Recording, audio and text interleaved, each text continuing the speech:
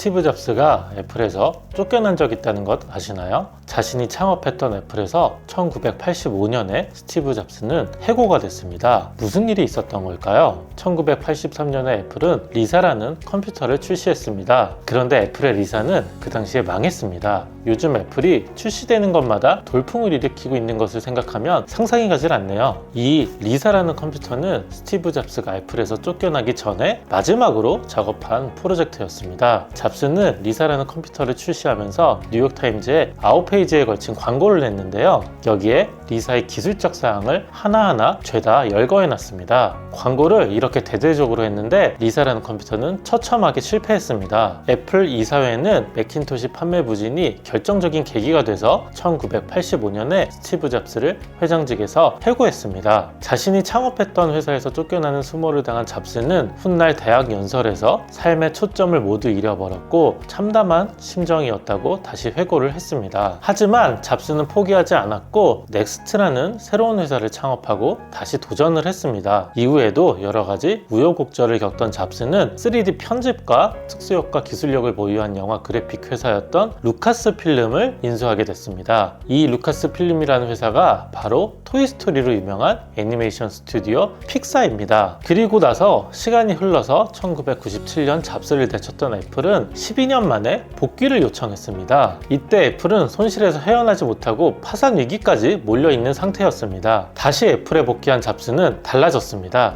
애플에 복귀한 이후에 가장 먼저 주목한 것은 브랜딩이었습니다. 잡스가 복귀하고 내놓은 첫 광고는 완전 달라졌는데요. 리사 컴퓨터 출시할 때는 9페이지 광고에 기술사항을 적어놨었지만 이번에는 달라졌습니다. 단 2단어만 적혀 있었습니다. Think different. 남다른 생각을 하라. 이렇게만 적었습니다. 애플 스토어나 광고에서 본 적이 있는 문구인 것 같습니다. 참고로 그 당시 IBM의 슬로건은 Think였습니다. 이 IBM을 뛰어넘겠다는 잡스의 경쟁사에 대한 콤플렉스를 복합적으로 드러냈다고 생각하는 사람들이 많습니다. 잡스는 이제 광고에 컴퓨터를 등장시키지 않았는데요. 맥북이나 아이폰이 등장하더라도 기술사양처럼 다른 회사보다 뛰어난 점을 말하진 않았고 고객의 스토리를 활용했습니다. 철저하게 고객 중심의 스토리를 만들어냈습니다. 이렇게 스티브 잡스가 해고가 되고 복귀하고 나서 스토리가 변한 것에 대해서 우리는 어떤 것을 배울 수 있을까요? 바로 스토리가 브랜드 메시지와 어떻게 결합되는지 이해하고 나면 고객의 관심을 끌 수 있고 회사를 성장시킬 수 있다는 겁니다. 그런데 이런 스토리는 대기업만 만들 수 있는 걸까요? 그리고 스토리와 브랜드는 작은 회사 그리고 개인의 브랜딩에는 적용이 되지 않는 걸까요? 그렇진 않습니다. 우리는 극적인 스토리에 익숙하고 감동을 합니다. 이런 스토리를 우리의 사업에 그리고 우리의 개인 브랜딩에 적용을 할 수 있습니다. 그 비밀을 알려주는 책이 있는데요. 바로 무기가 되는 스토리입니다. 이 책은 저 혼자만 알고 싶었는데 다 같이 성공하기 위해서 제 생각과 함께 자세히 설명을 한번 드리겠습니다. 리치타임 구독하고 들어주시면 그 비밀 더 자세히 아실 수 있을 것 같고요. 저는 세무사라는 사업을 하고 있습니다. 그리고 사업하는 사람들을 돕고 있는데요. 저는 단순하게 세금을 계산하는 것이 아니라 사업을 어떻게 성장시킬 수 있는지 항상 고민을 합니다. 저와 함께 거래하는 대표님들이 같이 성장을 해야 저도 성장을 할 수 있고 돈을 많이 벌 수 있는 구조이기 때문인데요. 그래서 이 무기가 되는 스토리라는 책이 너무 유익했습니다. 주위 사람들에게 스토리가 있는 브랜딩에 대해서 이야기해 줄 수 있으니까요. 책에서 알려주는 무기가 되는 스토리는 7가지 공식이 있는데요. 우리는 이 공식을 잘 익히고 적용만 하면 됩니다. 첫 번째, 캐릭터. 주인공은 고객이지 회사가 아니다. 두 번째, 난관에 부딪힌다. 세 번째, 가이드를 만난다. 네 번째, 계획을 제시한다. 다섯 번째, 행동을 촉구한다.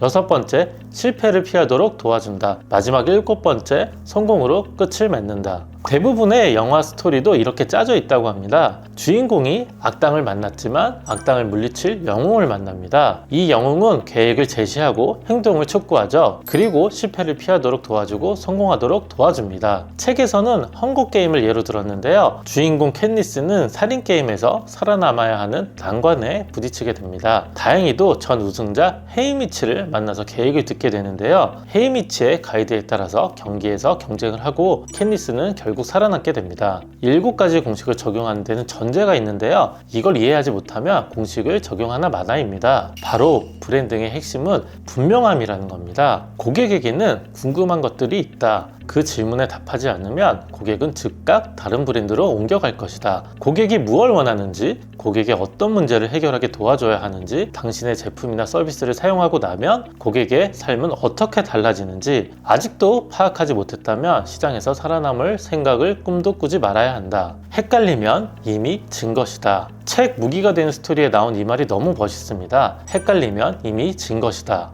방금 읽어본 책의 이야기를 마음속에 담아두고 제 이야기를 한번 들어보시면 좋을 것 같습니다. 그래야 효과가 있거든요. 이 책에서 여러 번 강조를 하지만 주인공은 고객이라는 겁니다. 1997년에 스티브 잡스가 애플에서 다시 돌아온 것이 인생 최고의 행운이라고 이야기를 했는데요. 맥북 자체의 성능이 아니라 고객의 관점에서 스토리를 다시 짰고 말 그대로 스토리가 있는 브랜드를 만들었습니다. 우리는 어떻게 보면 애플의 이런 브랜딩에 더 익숙한 것 같습니다. 주인공은 고객이라는 말이 참 어려운 말이기는 하는데요. 누구나 이 말을 들으면 이해를 합니다. 그런데 다시 마케팅 문구를 만들거나 브랜딩을 하려고 하면 주인공이 고객 입장에서 생각하는 것이 쉬운 것은 아닙니다. 고객 입장에서 생각을 하고 고객의 문제에 대해서 진지하게 생각하라고 하는데요. 고객의 문제를 좀 더 자세히 이야기를 하면 고객은 외적 문제와 내적 문제가 있습니다. 고객들은 내적 욕구가 외적 문제를 해결하고 싶은 욕구보다 더 큰 동기부여를 한다고 하는데요. 책의 표현을 그대로 한번 말씀을 드리겠습니다. 기업은 외적 문제에 대한 솔루션을 팔려고 하지만 고객은 내적 문제에 대한 솔루션을 사간다. 많은 회사들이 이 지점에서 중요한 실수를 저지릅니다. 오직 고객이 해결하려고 하는 것이 외적 문제라고 착각을 하고 고객의 깊은 스토리를 이해하지 못한다는 것입니다. 외적 문제와 내적 문제라는 말이 좀 어려운데요. 애플을 예로 들면 사람들은 컴퓨터 자체가 어렵고 어떤 경우에는 위압감까지 느낍니다. 이것이 실제 사람들의 내적 문제입니다. 그래서 애플은 더 쉬운 인터페이스를 바라고 이걸 해결하는 사람들을 광고로 실제로 보여줍니다. 애플의 광고는 더 이상 컴퓨터 사용을 열거하지 않고 맥북이나 아이폰을 즐겁게 사용하는 사람들을 보여줍니다. 다시 말해서 내적 문제를 해결한다는 것은 고객의 좌절을 해결한다는 것입니다. 이 외적 문제와 내적 문제가 좀 어려운 개념이어서 책에게 한 가지 더 이야기 드리겠습니다. 스타벅스가 폭발적으로 성장한 것은 고객에게 커피를 제공하는 것도 아니고 커피값이 싸거나 특별히 맛있어서도 아닙니다. 스타벅스가 성공한 것은 고객이 휴식을 취할 수 있고 세련된 환경과 친밀한 느낌을 받고 싶다는 내적 문제를 해결한 것입니다. 다시 말하면 고객의 진짜 문제에 대해서 해결책을 제시해야 된다는 것입니다. 그런데 갑자기 우리가 이런 내적 문제를 찾아서 제시하는 것 자체가 좀 어렵습니다. 하지만 고민하고 주위 사람들한테 도움을 요청하면 고객의 내적 문제를 찾아내고 어떻게 해결할 수 있는지 알 수 있을 것입니다. 아마도 고객들의 피드백이나 리뷰를 보면 알 수 있겠죠. 데일 카네기의 인간관계론에서도 상대방에 대한 관심에 대해 이야기를 합니다. 사람들은 자신이 원하는 것에 관심이 많다. 하지만 다른 사람 그 누구도 당신이 원하는 일에는 관심을 두지 않는다. 당신을 제외한 모든 사람들은 당신과 같다. 우리 모두는 우리가 원하는 일에만 관심이 있다. 따라서 세상에서 유일하게 다른 사람에게 영향을 미칠 수 있는 방법은 다른 사람이 원하는 것에 대해 이야기를 하고 어떻게 하면 그것을 얻을 수 있는지 보여주는 방법뿐이다. 1936년에 출간된 카네기의 인간관계론에서도 상대방이 원하는 것에 관심을 미친다면 성공할 수 있다고 알려줍니다. 사업을 하는 사람의 상대방은 무조건 고객이겠죠. 고객에게 관심을 갖고 고객의 입장을 항상 고민을 해야 됩니다. 진짜 원하는 게 뭔지 내적 문제를 파악하고 해결해 준다면 성공할 수 있습니다. 다시 한번 무기가 되는 스토리 만드는 방법 기억해 보겠습니다. 첫 번째, 캐릭터, 주인공은 고객이지 회사가 아니다.